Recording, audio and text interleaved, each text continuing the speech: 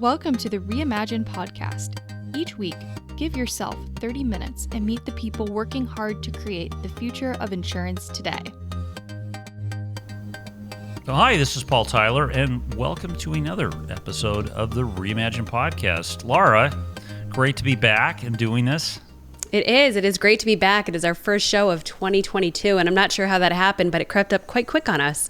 But definitely excited to be here. Yeah,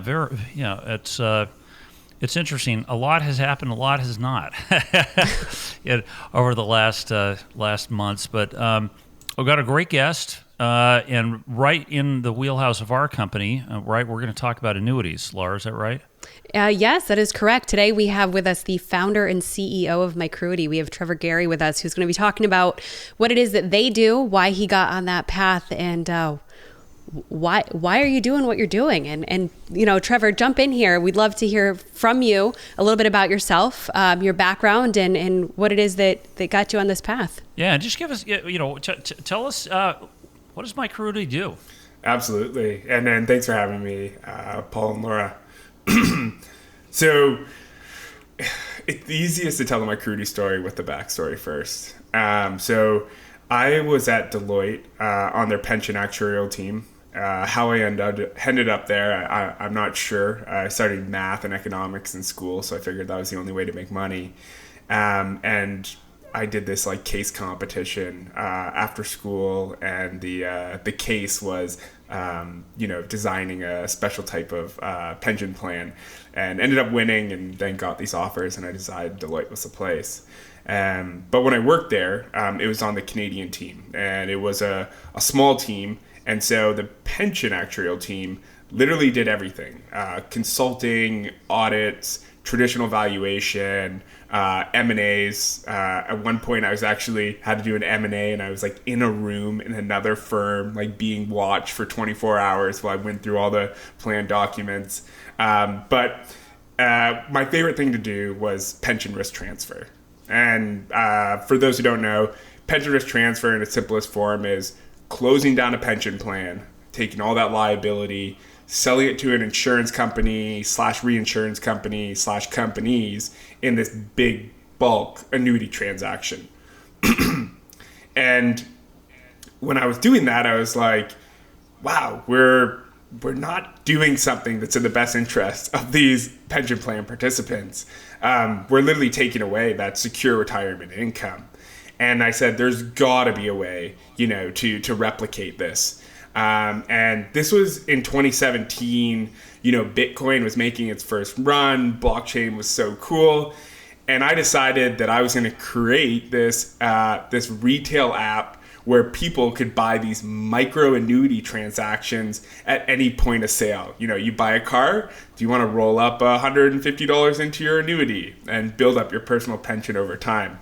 That's not what Mycruity is today, but the micro annuity, Mycruity, still exists from day one. So we had that retail idea, and we played around with that for about a year and a half in Canada. And we recognized that, one, the retail annuity market wasn't ready for such an innovation. But we also noticed that insurers were saying this micro idea, these small transactions over time, would be really interested in a group setting. Can you do it in a defined contribution plan? And we were still in Canada playing around with this towards the end of 2018.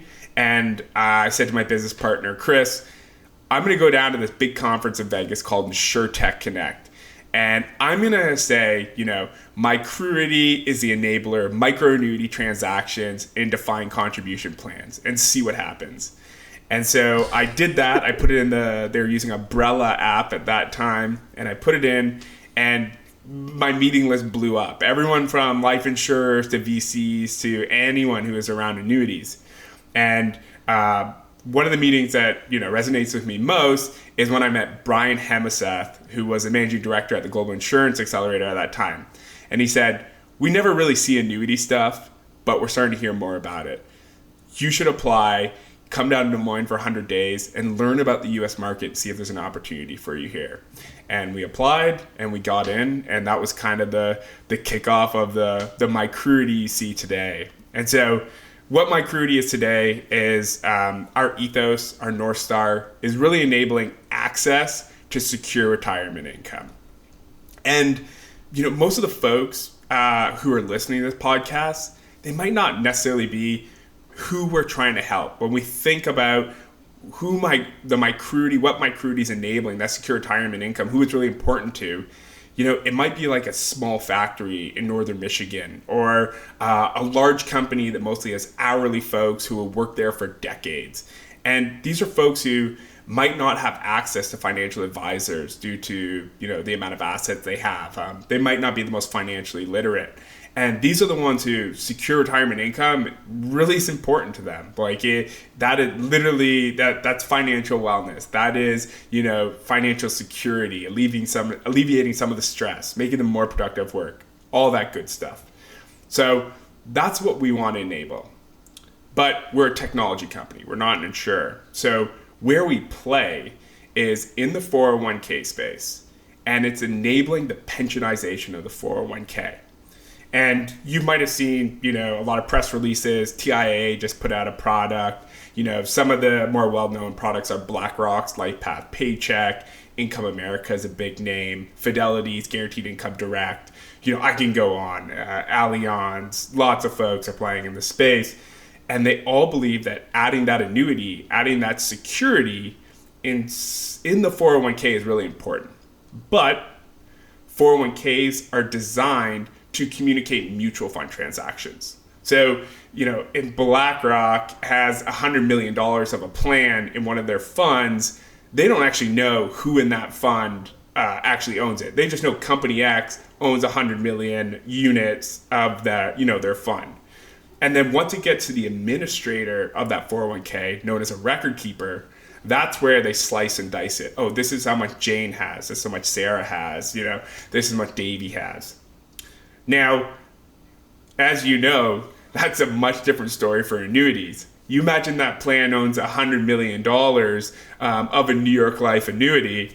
New York Life's going to want to know, give me Jane's demographic information. I need to know how much Jane has put into this, because these are insurance products. We need to do mortality predictions. We need to, reserve assets for them. It's a much different game.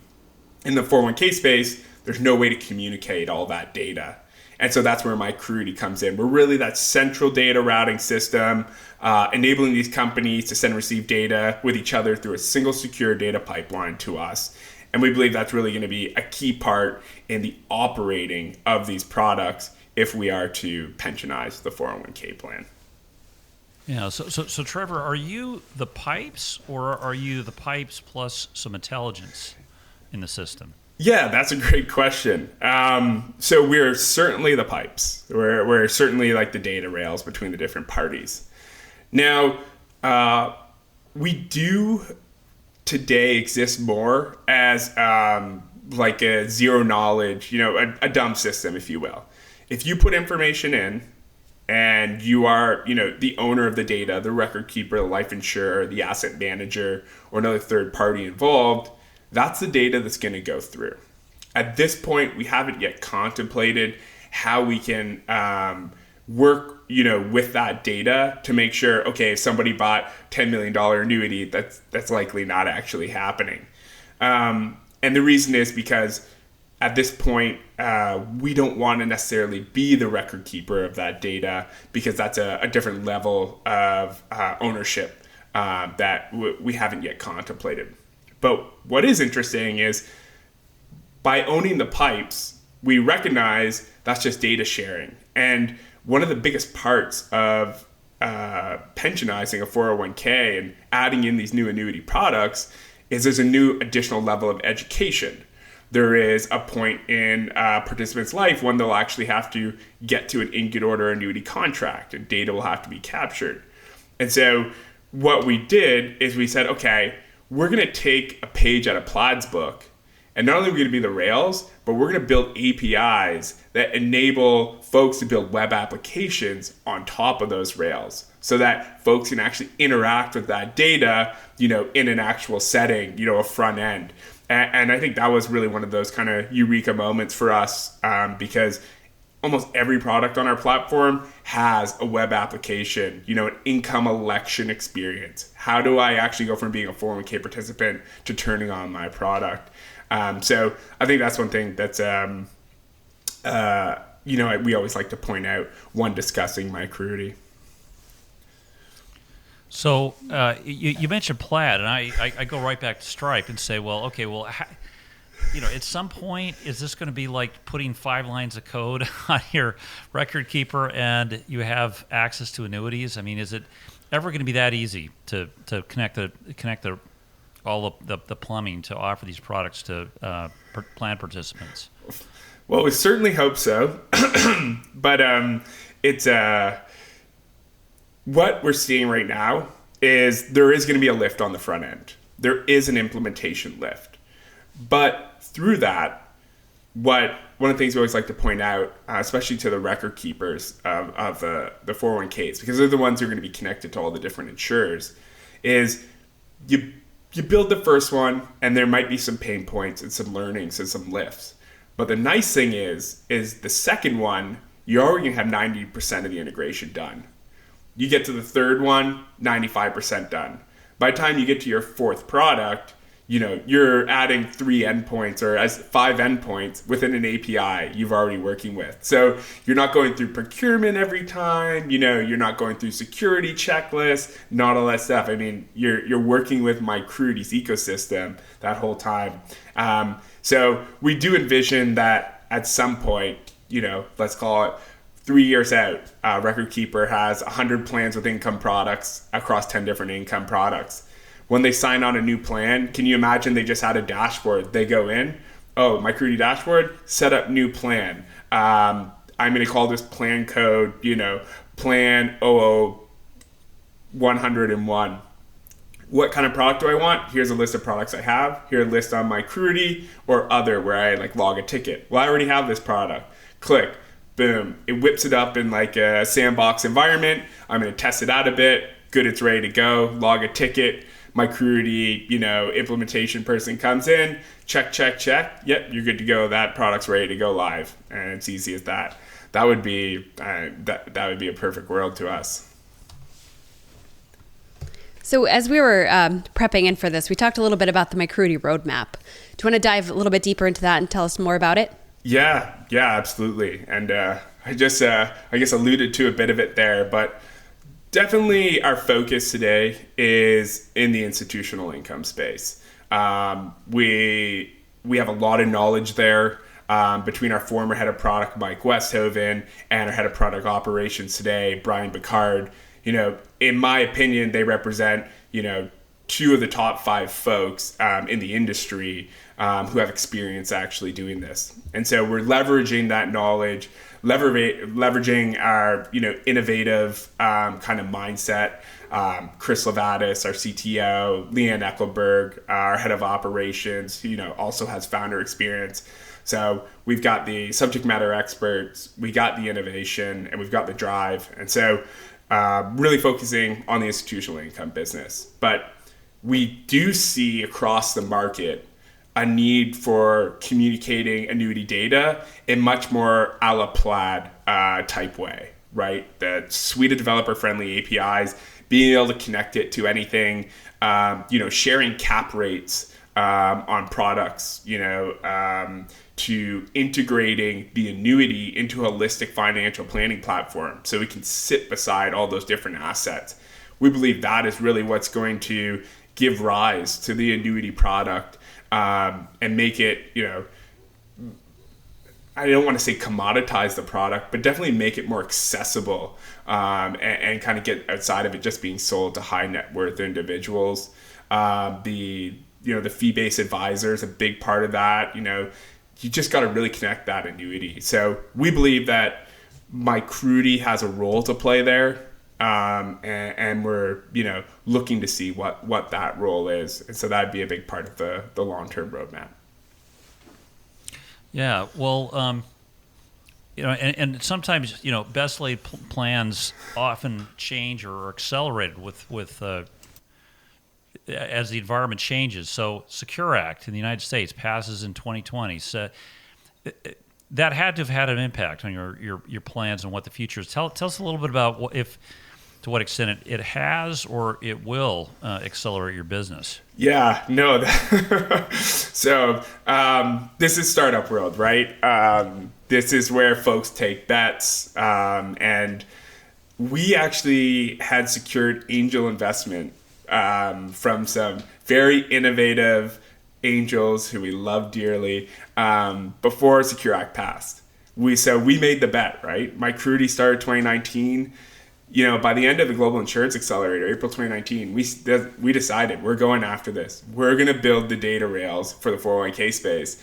And we just said, fingers crossed, we know we need the Secure Act. We know we need that safe harbor. We know we need the income disclosure on the annual statements for, all 401k participants. We need this. And we soldiered on. And we got lucky, and I think that's also a big part of startup culture is you have to get lucky, and so we did, and so it was a huge tailwind for us. I remember the day it passed, and it was right between Christmas and New Year's, I think, or right before Christmas, and I still had a flooded inbox from half of the folks we interact with were on vacation because they're just like, oh geez, it's on. It's on. Unfortunately, 4 months later, COVID hit, and everyone had to focus on, sorry, I'm forgetting the name of the act, but everyone had to focus more on, how do we enable loans and free distributions, and a lot of the record keepers had to really focus on that for a while. Yeah, the Secure Act was a huge tailwind for us, and it continues to be today. Yeah, so a lot of the pieces are coming to place. Regulations changing, making it more friendly. I think it's interesting. COVID has helped as well. I think it's increased the importance of workplace benefits. Where is the workplace? Is it home or is it not? And we've talked to a number of carriers in the group space who are looking at technology, looking at ways to deliver benefits in more effective ways to employees, and this certainly is, QLACs or annuities clearly up there. I guess some of these companies, you mentioned one, TIAA, BlackRock has a large product out there. Do you see them as competitors, or are they ultimately customers of your service? You're a data exchange, and they've got to plug in at some point to what you're building. Yeah. Yes. Sorry. I was just thinking, the CARES Act was the act I was thinking of earlier. So I apologize. Had to get that out there. Yeah. CARES was another critical piece, right? It also enabled change in our space, right? So it slowed down the impact of the Secure Act, but it's caused some changes in the 401k space that possibly won't be able to pull back. But so anyways, okay, on to your question. So they're certainly clients. We go after them, and we want them to use our data rails. But that's not to say that a product like BlackRock, where BlackRock's working with multiple insurers, that they might build something their own to connect with those insurers, right? But that doesn't mean we won't still try and get pieces of it, right? MyCruity isn't, it's not a take your product and put it in our box and we're all 6 sides, right? It's, okay, do you just need us for the record keeper connection? We're there, happy to do it. Do you just want our support on the income election experience if someone retires? Boom, no problem. Do you want APIs or do you want us to build a white labeled app? You choose. So really, we're kind of plug and play, whatever pieces of our ecosystem, our platform that you need. But they're certainly clients to us. So staying on the competitor side of things, what are some key differentiators between MyCruity and some of your competitors? Yeah, another great question. So one of the things I always like to say is we are at the front of this market. So any win in the market is a win for all of us. So we are really excited about what our competitors are doing. We love seeing when they have wins in the market. That is great. The more press about institutional income, the more people get more comfortable with it, the more they're educated, the more plan sponsors ask about it. And ultimately, there's a better chance of us actually pensionizing, the $7 trillion, 100 million person space. So, yes, we love them. We love wins. Where we see MyCruity being different is in a few ways. I think one of the key things is our focus on open architecture. So we will work with a record keeper who wants to drop a couple files on a server a night. They want to use their proprietary language, and that's fine. We'll set up a translation engine. They'll drop it on the server securely, translate it, bring it into our native language, and then we might go get those benefit calculations. One might be from API that's built proprietary by the insurer. One insurer might be using Canex, and one insurer might be using a company like Coherent, and there's many more. But we will build APIs to all of them. We are complete open architecture. We want to enable companies to join this space regardless of where they are in their digital journey today. And that's also really important to the growth of this space. Go ahead. Go ahead, please. Another point I always like to say is we are completely agnostic, right, to products on our platform. Certain companies we compete with may have roles that are also in the space. They may also be a record keeper. They may also have a 401k rollover business. They might have things pulling them in different directions. MyCruity's investors and our board have one focus: institutional income, enabling it. Completely agnostic, unbiased, use our data rails, use our APIs. We might build white label income and election UXs, but by all means, if you're a company who wants to build front-end applications for these products, come on down, build on our platform. Take our income election business. We want to build truly an ecosystem. So we think that's really important. And then finally, is just our focus on working with the latest and greatest technology. As we've, been hiring recently, our developer hires, it's once we get them into the latter part of the interview series and they start to learn about our technology, it's almost like a done deal. They're like, yo, you're working with that, you're working with that. And that's how developers are, right? They get super excited about building stuff, using the latest and greatest stuff. And we really are focused on, microservice type platforms, no monolithic, no legacy tech debt, just, soldiering on with the latest and greatest. And I think that's important. So I think those three things really define us and distinguish us as a competitor in this space. Yeah. And as we discussed earlier, listen, you're a 10-year overnight success. I think we met through Brian. I think Brian Hemesath connected us a few years ago. Then met at the Accord Challenge that you won. Hosted it again. And I know the minute you went to ITC, right? Lots of money. Everybody opened up their checkbook, right? And wrote you checks, right, Trevor? So like if you started and said, like, how long has it been since, you actually had enough of an idea to sort of write it down on a page and sort of describe what this opportunity was? How many years has it been?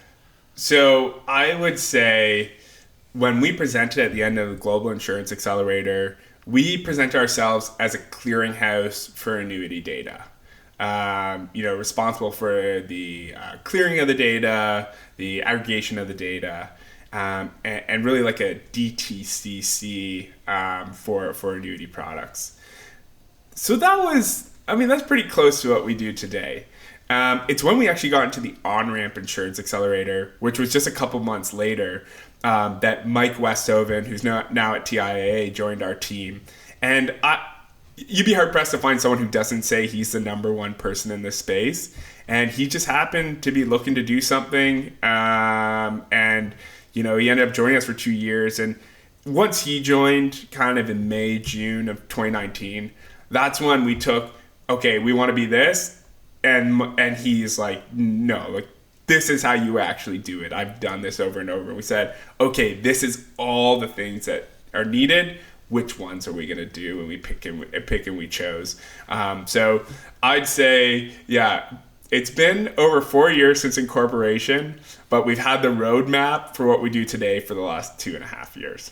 So this is great, and I'm doing this all as a big setup to your news, and we'll release this the moment you say flags down and it's public and out there. But tell us what you've done on the fundraising side. Yeah, so happy to announce. So we just closed just over $5.1 million seed round. Led by 630 Ventures out of 630. Yeah, super excited. 630 definitely has our back. They also were a part of our pre-seed round.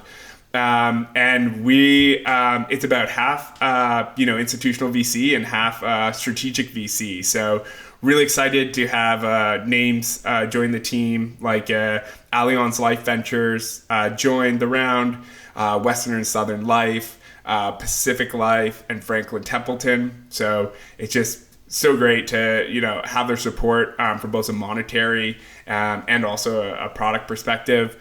And then Great North Ventures out of Minneapolis, who we met while we were in the On-Ramp Insurance Accelerator at a Twins baseball game. Alteri Ventures, which is a new fund from Ana Garcia. And Ana Garcia is probably more well known as one of the partners on Runway Venture Partners. And then we had Bill join us from Alpine Meridian Ventures. And, Bill's a real savvy businessman and is really going to be helpful as we build out this SaaS platform. I don't think I missed anyone there, but, and just always want to give a shout out to all the angels and accelerators that supported us up to that point, because it wouldn't have been able to do it without them either. But yeah, we're really excited, and yeah, it's there's lots of very high morale over at MyCrew. Not that there isn't normally, but it's as you said, it's been a while, and I don't think we've ever had more than 3 or 4 months of runway before, and now we've really got some money to attack this and focus on bringing on more developers, securing the system, getting ready for live transactions in Q2, and then focus also on operations folks. Once we're up and running, if anything were to lag a bit, right? An API is running slow and somebody reaches out, we want to make sure we're on it right away and focusing on things like customer success and making sure, everyone's happy and having a great experience. So you mentioned a few things, and if I'm an entrepreneur listening, you mentioned luck, support, funding, and then this amazing team of people who are supporting you along the way. What advice do you have for fellow entrepreneurs, understanding that in startup world, things can change in a moment, and sometimes your gut is right, and sometimes you just need to listen. So what advice do you have? Oof, now we're getting into the real hard questions. No, Laura, that's a great question.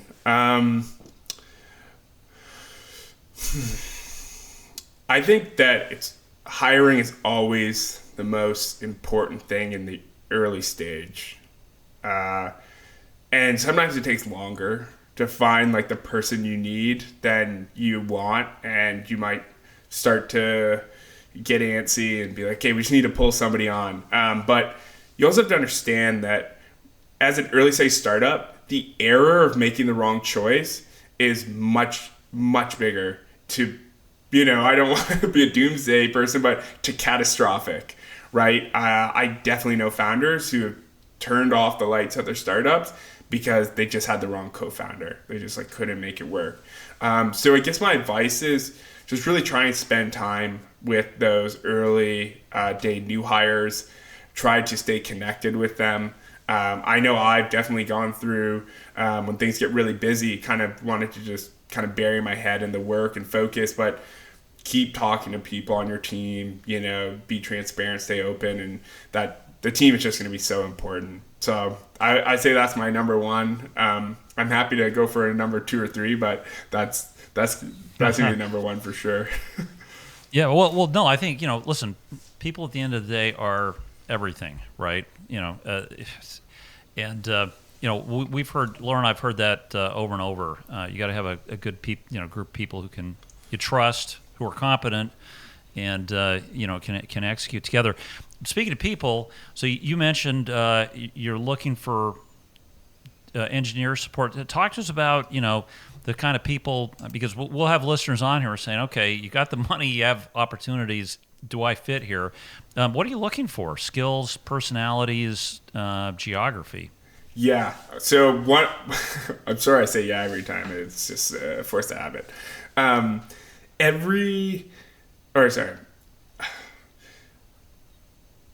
Since we've come to market with a bunch of roles, we've had I'd say an easier than most time of filling the roles, except for roles that have the kind of subject matter expert. So one of our roles, an implementation manager role. The idea of this role is this person is going to be involved in onboarding record keepers, life insurers, asset managers onto the platform. And that is a role that once you're at 100 people and have a roadmap, no problem.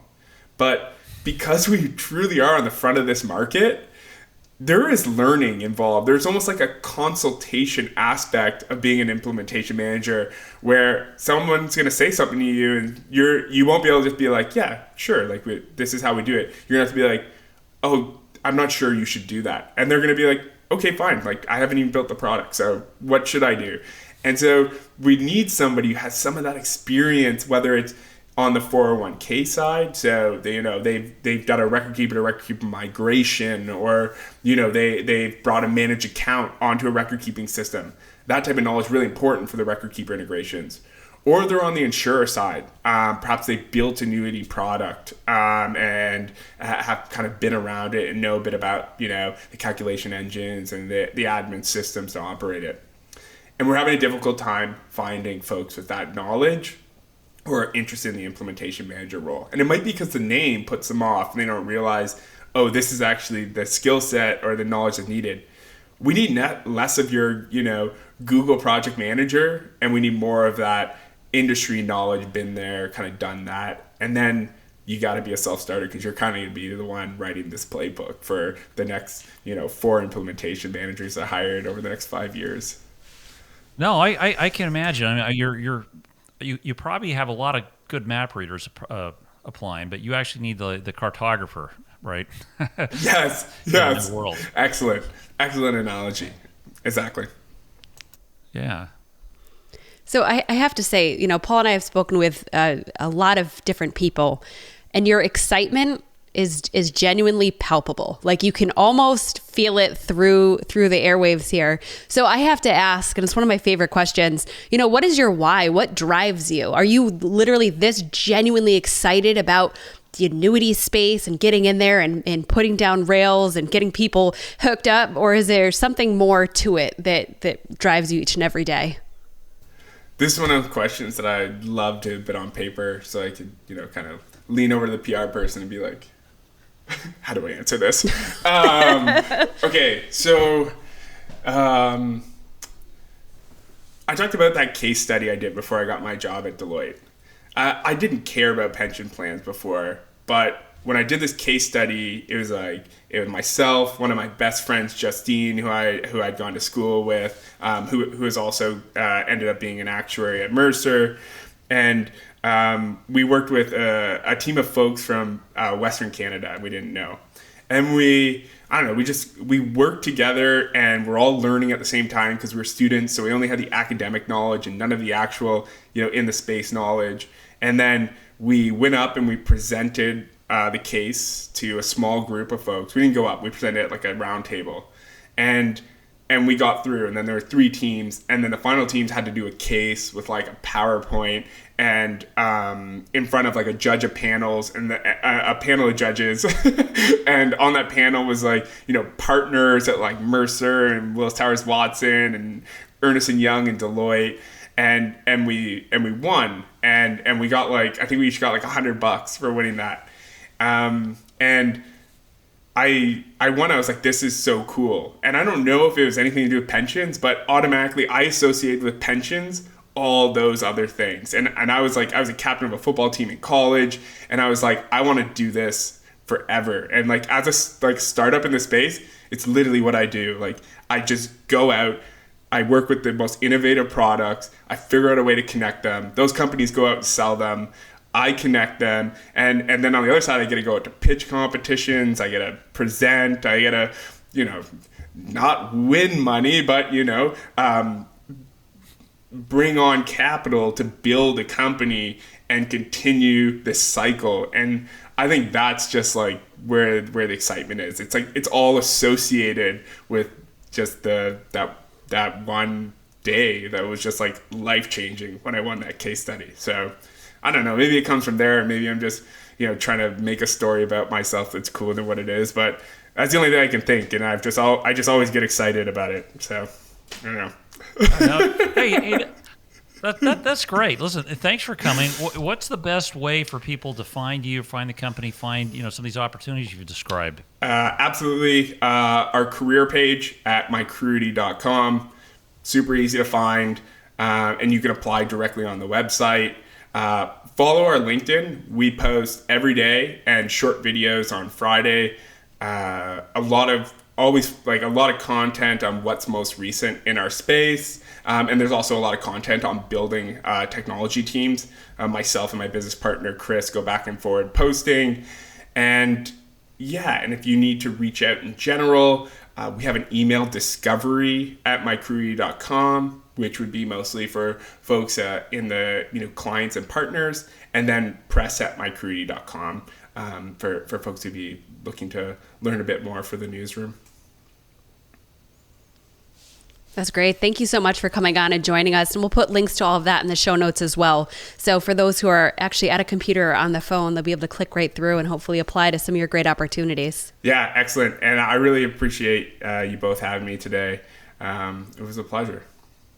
Oh, no. Hey, thank you. And Laura, thanks. And thanks to our listeners. And tune in again next time for another good interview with somebody like Trevor. This is great. Trevor, thank you. And can't wait to see what happens next. Yeah, thanks again. I guess see you on March 6th or 7th.